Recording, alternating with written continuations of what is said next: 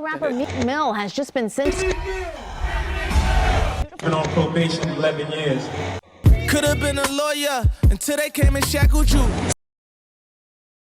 Something in our guts tells us that what's happening with Meek Mill doesn't make any sense at all. Then when you look more closely, it turns out that Meek's ordeal is actually illustrative of a whole hidden driver of mass incarceration, these petty probation violations.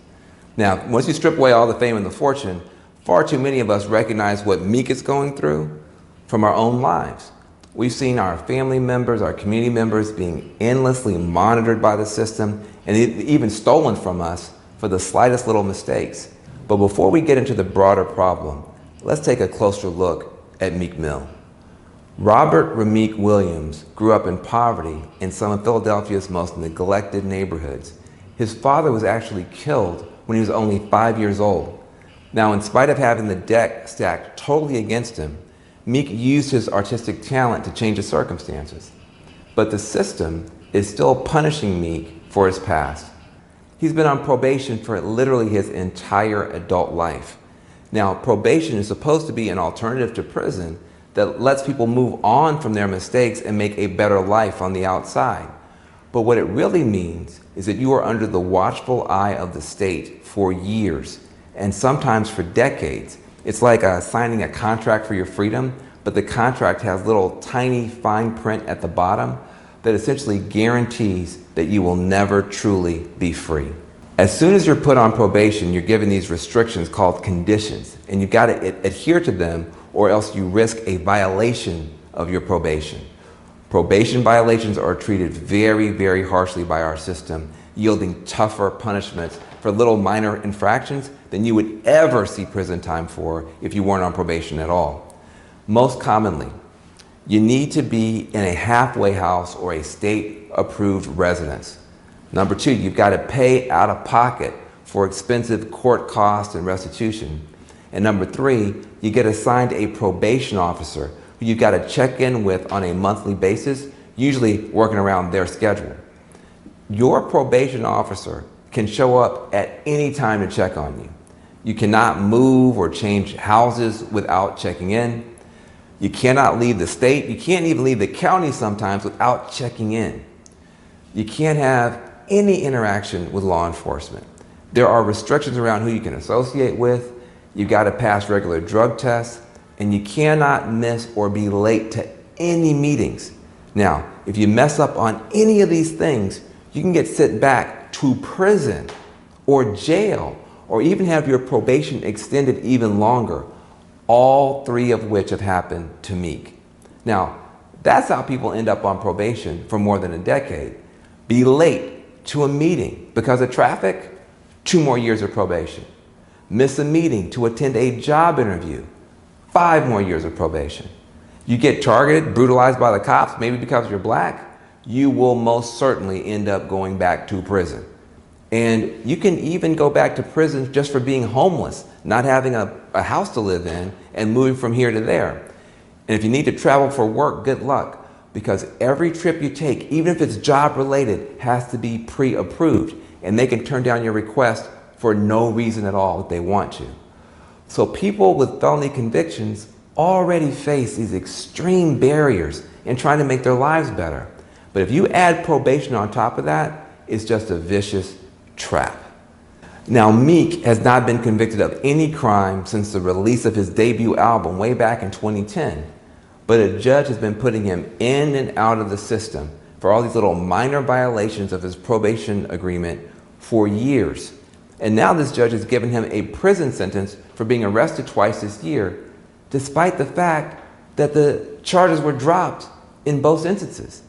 Now, what were these violations the judge decided were so essential that Meek needs to be in a cage for?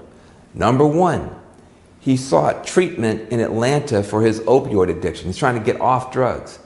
And the judge initially granted the travel request, but now she claims she never made it, even though they have emails showing that she made it. So that's number one, put him in prison. Number two, breaking up a fight and protecting an 18-year-old kid who had already had a bullet lodged in his head. After the videotape was released and showed what actually happened, all the charges against Meek were dropped because he was doing the right thing, breaking up a fight, protecting the kid.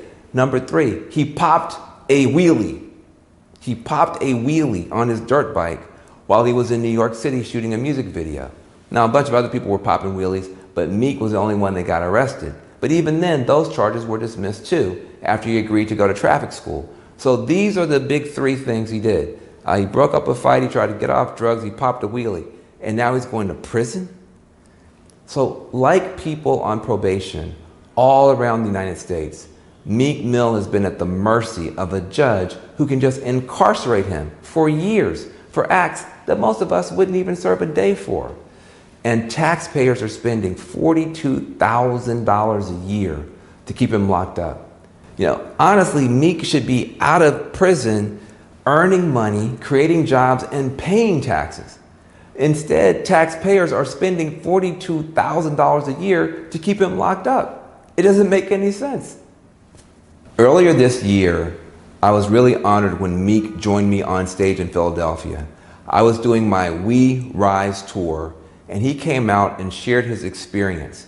Now, the theater was just full of community members and young people looking for inspiration, and Meek really delivered.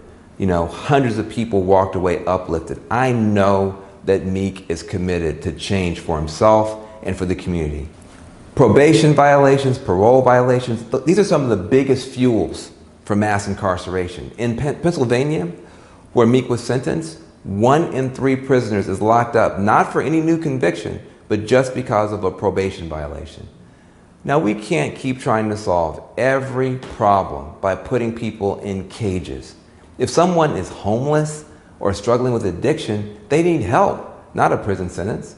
So, of course, like every other aspect of the justice system, the use of probation to fuel incarceration is highly racialized.